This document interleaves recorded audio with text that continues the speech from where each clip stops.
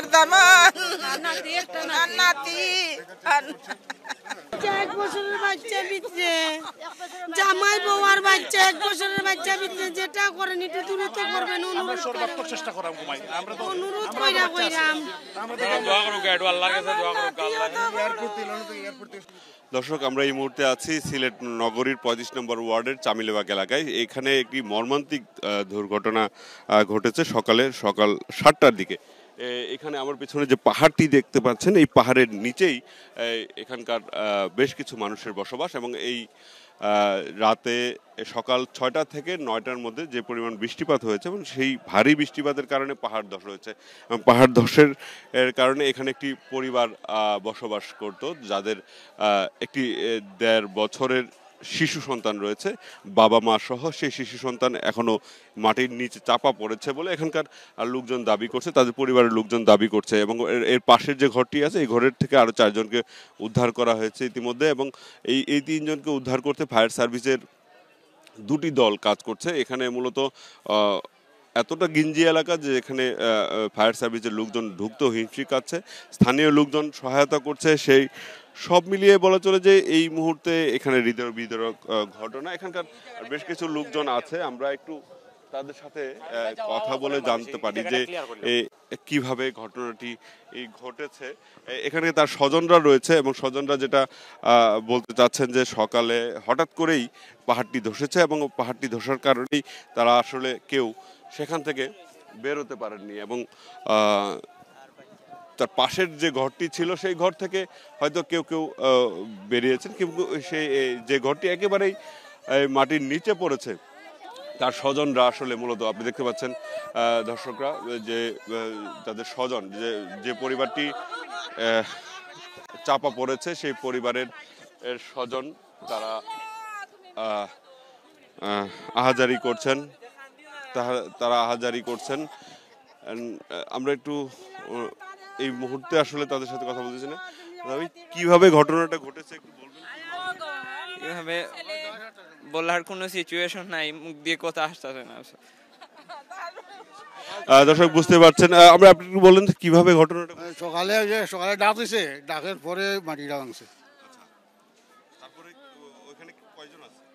এটা তো গুমো আসিল, এটা তো ঘর তো আসিল 5-6টা, তখন 3 জন রয়েছে আর বাকি 12 হয়ে গেছে। তার পরিবারের সদস্যরা বলছেন যে তারা একটু জানি যিনি আছেন যে এই পরিবারের ফোতা খাইয়া তারা রোজা রাখিয়া তারা হুতিয়া তারা আর হইতে পারে না। ও আল্লাহ, আপনারা কখন খবর পাই? আমরা 7টার সময় খবর পাইছি, ভাইয়া দৌড়িয়া আইছি, আইয়া দেখি ও বলা মানুষ খালি কুদরা আর টিনরাইরা আর খালি কই মিলে না মানুষ কন্যা ফায়ার সার্ভিস যাচ্ছে নগদ আইছে, আইয়া হবো না 8টায়। ঘরের মধ্যে কে আছে? নাম হইল গিয়া করিম হইল, রুজি আর ফুয়ার নাম হইল তানিজ। ছেলেটার বয়স কত? 15 মাস। আপনার কি হয়? আমার মেয়ে, আমার দামান, আমার নাতি। দর্শক শুনতে পাচ্ছেন যে এই স্বজনরা আসলে খুবই বিষয়টি মূলত হৃদয় বিদারক বলা চলে, কারণ এই প্রায় 3 ঘন্টা যাবৎ এখানকার যারা স্থানীয় লোকজন, ফায়ার সার্ভিসের লোকজন, তারা কিন্তু চেষ্টা করে যাচ্ছেন। এখন পর্যন্ত তাদের কোনো হদিস পাওয়া যাচ্ছে না। মানে এতটা এমনভাবে তারা ধরছে পাহাড়। আপনি দর্শকরা একটু আমি একটু দেখাইতে চাই যে এই পাহাড়টি ঠিক এত বেশি পাহাড় না। আমার কাছে যেটা মনে হচ্ছে এখানকার যে বাড়িঘরগুলো আছে এগুলো পাহাড় কেটেই বানানো হয়েছে এবং উপরের যে পাহাড়টি রয়েছে সেটাও কিন্তু কাটার চিহ্ন আমরা আমাদের কাছে লক্ষ্য করা যাচ্ছে। এবং দীর্ঘদিন ধরে এই সিলেট মহানগরীতে কিন্তু এই পাহাড়গুলোকে কেটে এরকম বসতি নির্মাণ করা হচ্ছে, যেখানে যাদের আসলে এই দেখভাল করার কথা তারা কখনোই আসলে এই বিষয়গুলো দেখভাল করছে না। শুধুমাত্র এই ধরনের ঘটনা যখন ঘটে তারপরেই কয়েকদিন নানা ধরনের অভিযান হয়, লোকজনকে সরিয়ে নেওয়া হয়, এসব অভিযান আমরা দেখি। এই মুহূর্তে আসলে এই যে পাহাড়টি ধসে পড়েছে সেখানে যদি এর আগে দেখা হতো যে এই পাহাড় কেটে যারা বসতি গড়ছেন তাদেরকে যদি সাবধান করা হতো অথবা কোনো ধরনের যদি তাদের জন্য অন্য কোনো ব্যবস্থা নেওয়া হতো তাহলে হয়তো আজকের এই ঘটনা ঘটতো না, এখানকার লোকজন যেটা বলতে চাচ্ছেন। এবং এতটা গিঞ্জি এলাকা যে ফায়ার সার্ভিসের গাড়ি এখানে প্রবেশ করতেও কিন্তু অনেকটা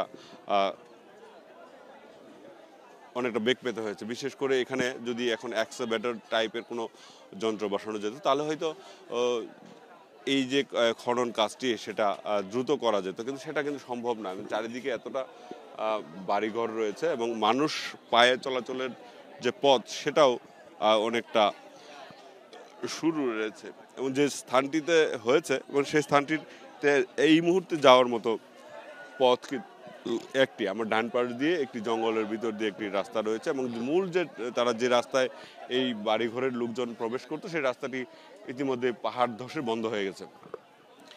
এবং এই যে বাড়িগুলো এবং পাকা বাড়ি বলা চলে এবং পাকা বাড়ি গড়েছে ঠিক পাহাড়ের নিচে, সেটা দেখভালের যাদের আসলে মূলত দায়িত্ব, এটা আগেই বলছিলাম যে তারা দেখভাল ঠিক মতো হয় না এবং সারা দেশেই বিশেষ করে এই পাহাড়ি অঞ্চলগুলোতে এই ধরনের দুর্ঘটনা ঘটার পর বেশ কিছুদিন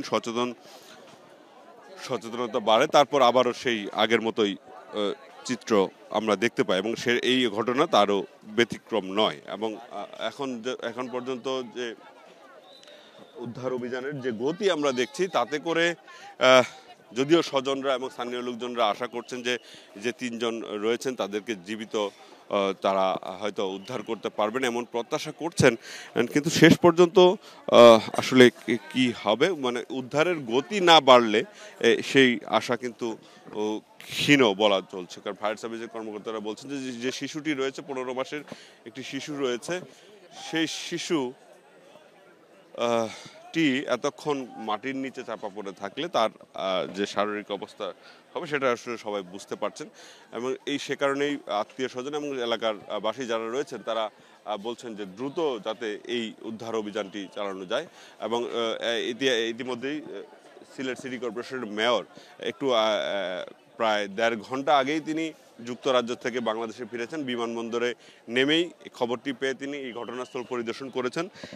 তিনি যেটা বলতে চাইছেন যে আরো কিছুক্ষণ তিনি অপেক্ষা করবেন, তারপর হয়তো সেনাবাহিনীর এই সহায়তা তিনি চাইবেন যাতে করে দ্রুত এই মানুষগুলোকে এখান থেকে উদ্ধার করা যায়। এই মুহূর্তে দেখতে পাচ্ছেন যে এই যে একটি এক্সকাভেটর নিয়ে আসা হয়েছে এবং সেটি এখানে প্রবেশ করানোর যে রাস্তা সেটা কিন্তু নেই এবং সেই চেষ্টাটি করছেন যে সেটা কিভাবে আসলে এখানে প্রবেশ করানো যায়, কারণ দ্রুত এখানে যে পরিমাণ মাটি পড়েছে ধসে পড়েছে সেই পরিমাণ মাটি একদম সাধারণ মানুষের মানে মানুষ যদি এগুলো উঠাতে চায় এখান থেকে তাহলে বেশিক্ষণ মানে দীর্ঘক্ষণ সময় লেগে যাবে, সেটি ঠিক কখন শেষ হবে সেটা বলা যায় না।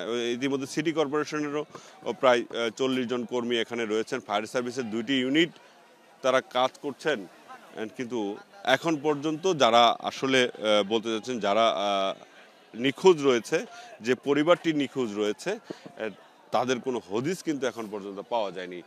এই এক্সকাভেটরটি সিটি কর্পোরেশন নিয়ে আসছেন এবং সিটি কর্পোরেশন এবং এক্সকাভেটরটি প্রবেশ করার যে রাস্তা সেটি আসলে পাহাড় কেটে এখানে প্রবেশ করতে হবে, সেটাও কিন্তু একটি দীর্ঘস্থায়ী দীর্ঘ সময়ের দরকার এবং সেই সময় পর্যন্ত আসলে যতটা সময় যাচ্ছে পরিবারের মানুষদের কিন্তু যে আতঙ্ক সেটা আরো বাড়ছে, মানে মানুষের যে কষ্ট সেটা কিন্তু আরো বাড়ছে, তাদের যে আশা ভরসা রয়েছে তাদের স্বজনদের জীবিত ফেরত পাবেন সেটা সেই চেষ্টা করে যাচ্ছে ফায়ার সার্ভিস এবং স্থানীয় লোকজন, সিটি কর্পোরেশনের লোকজন, এবং যত সময় যাচ্ছে তাদের আসলে সেই হতাশা নির্ভর করছে তাদের উপর দিয়ে এবং সে কারণেই তারা বলছেন যে যত দ্রুত সম্ভব এই উদ্ধার অভিযান যাতে শেষ করা হয় এবং যত দ্রুত আরও যদি কোনো ধরনের কারো সহায়তা লাগে তাদেরকে যেন ডাকা হয় সেই বিষয়টি তার পরিবারের পক্ষ থেকে বলা হচ্ছে এবং এখানকার স্থানীয় লোকজনও চেষ্টা করে যাচ্ছেন। মূলত আসলে কতক্ষণ পর্যন্ত হলে এই ধরনের অভিযান আসলে শেষ করা যাবে এখানকার লোকজন আসলে এখনো বুঝতে পারছে না, কারণ যেভাবে উদ্ধার অভিযান চলছে সেটা আসলে খুবই ধীর গতিতে চলছে আমাদের মতে, এবং যারা উদ্ধার অভিযান চালাচ্ছেন তারা নানা প্রতিবন্ধকতার কারণে তারা এই অভিযান ধীরগতি হচ্ছে। দর্শক, আমাদের কাছে এই মুহূর্তে ছিল এই পর্যন্ত। পরবর্তী সময় আরো হয়তো বিস্তারিত আপনাদেরকে জানানো হবে।